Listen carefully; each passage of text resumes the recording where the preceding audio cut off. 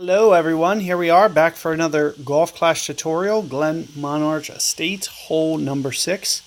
Now, in most situations, we won't be able to get to that other side, but I do want to point out, tailwind, Thor 4, maybe 8 miles per hour. We're probably talking, that other fairway.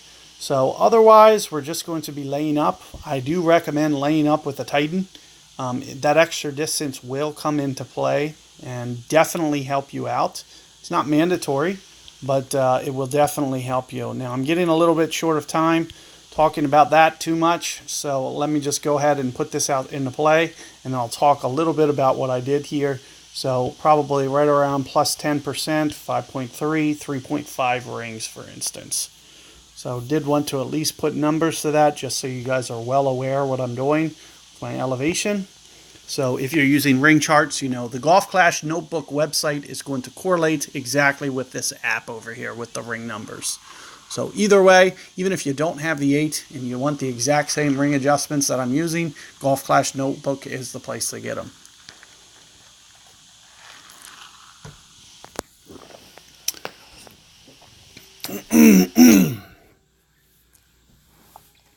So what I'm going to do for this next shot is dependent upon the wind.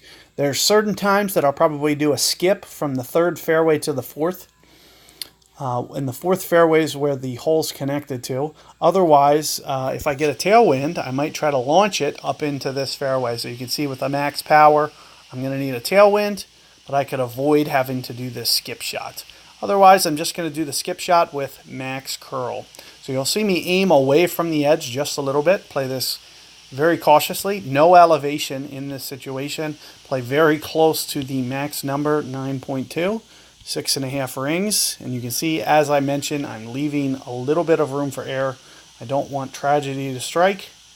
And 6.5 rings right in here.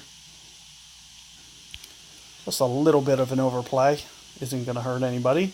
And here you can see that I'm just going to kind of use this grid to kind of help me make sure that I don't add any power. Adding power is going to be a kiss of death because you'll put yourself potentially driving it into the rough and maybe putting yourself in a very, very tough third position. So you want to make sure that you're never adding power.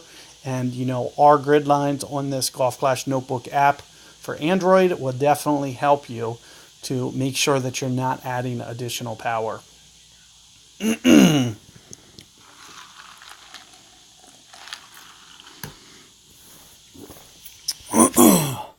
So when we get it into this this last fairway here, this fourth fairway, we'll be able to get it to long iron territory. So let me set that up real quick. Looks like I got backbone in here, and I did a club change, but it didn't save for some reason. So I know that I'm on Saturn right now, so you're going to see me switch to that. Oh, well, am I even going to get to the Saturn? Whew. Close. It's close. I left myself a little bit in between clubs here. I'm going to expect the ball to kind of roll out a little bit farther. So I'm just going to kind of play it like this. Let it spring out a little bit. Kind of similar to this. Right in here. And 10.35 rings at max. So that's how you're going to see me play this. I expect my ball guide to expand, so that's why you see me keeping it well short. Let's just see how this works out. Also, not putting any spin on this. So let's see. You can see that that bounces didn't expand out for some reason. So I'm going to come a little bit short, and you can see it takes the break to the right. I expected, that ball to definitely spring out a little bit on that first hop. And, I probably should have maybe used about 10% and gone an extra half ring less. Would have probably been much closer. So back there towards max club, especially in a tailwind situation when you're pulling away from max, just something to think about for your, little minor elevation adjustment. You can see it is uphill, so it's probably something that I probably should have done. I was just, anticipating. I see mega tailwind, so I'm just kind of like, it'll stretch out on its own.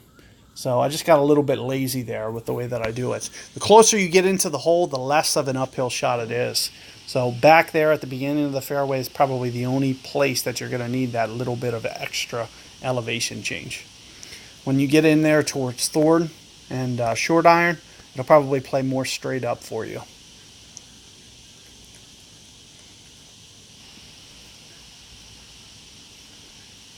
So I'm going to split these up, and I'll catch you guys on the shootout momentarily.